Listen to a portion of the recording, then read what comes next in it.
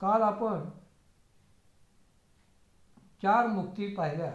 पुढे परमपूज्य मामा माऊली पुढील प्रवचनात सांगतात की देवाचे द्वारी उभा क्षण भरी या अभंगात प्रथम कडव्याच्या प्रथम चरणात माऊली देवाच्या द्वारात उभा राहताच चारही मुक्ती मिळतात असे म्हणून सांगतात. तर दुसऱ्या चरणात सांगतात की हरिमुखे म्हणा, हरिमुखे म्हणा, पुण्याची गणना कोण करे. हरीचे नाम, भगवंताचे नाम जर मुखाने घ्यायचे झाले तर ते मुख कोणते? कारण वैखरीने नाम घेतले तर तेही योग्य नव्हे. यावर श्री कबीर म्हणतात की राम नाम सब कोई कहे, ठग ठाकुर और चोर, जिस नाम से ध्रुव प्रल्हाद तरे, यह नाम कुछ और. आणखी असं म्हणतात की माला तो कर में फिरे, जीवा फिरे मुख माही, मनुआ तो दत्त दिस फिरे, यह तो सुमिरन नाही.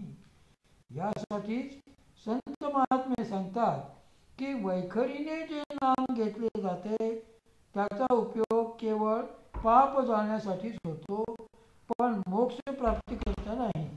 अजित नाम वदो भलैया विसे, सहज पातक भस्म करीत असे. कारण स्थूल, सूक्ष्म, कारण व महाकारण असे 4 व्यष्टींचे देह व शिवाय समष्टीचे 4 असे 8 देह आहेत. आता व्यष्टीचे 4 देह आहेत म्हणजेच 4 वाणी आल्यात. यात स्थूल देहाची वैखरी ही वाणी आहे. या वैखरीने नाम उच्चारले असता पापक्षय होतो. मात्र वैखरीच नाम घ्यावे लागते. तिच्यात नाम आपोआप होऊ शकत नाही. तिच्या पुढे मध्यमा वाणी आहे. तिचे 2 प्रकार आहेत. एक म्हणजे तिथे नाम घेता येते व दुसरे म्हणजे त्यात नाम आपोआपच होत येते.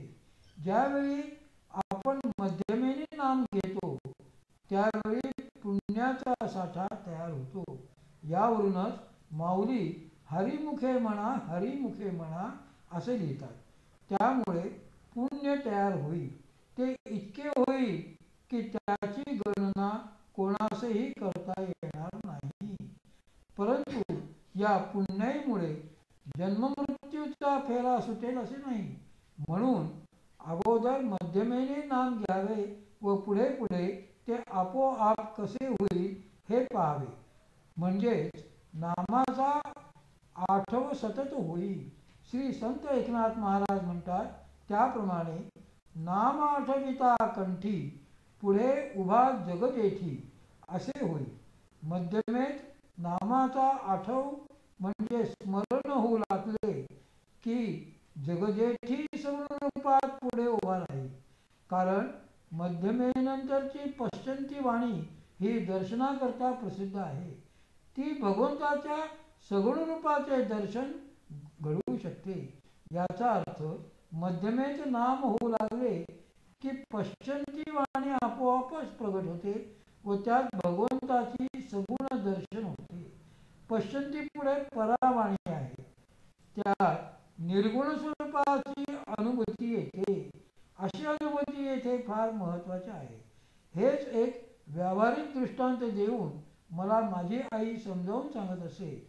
ती सांगायची की एक शारीरिक, मानसिक, बौद्धिक, आर्थिक आदी सर्व बाजूंनी उत्तम असलेला मुलगा होता. त्याला काही मुली दाखवल्या. त्यातील एक मुलगी त्याने पसंत केली, परंतु त्या मुलीने ह्या मुलाला नाकारले.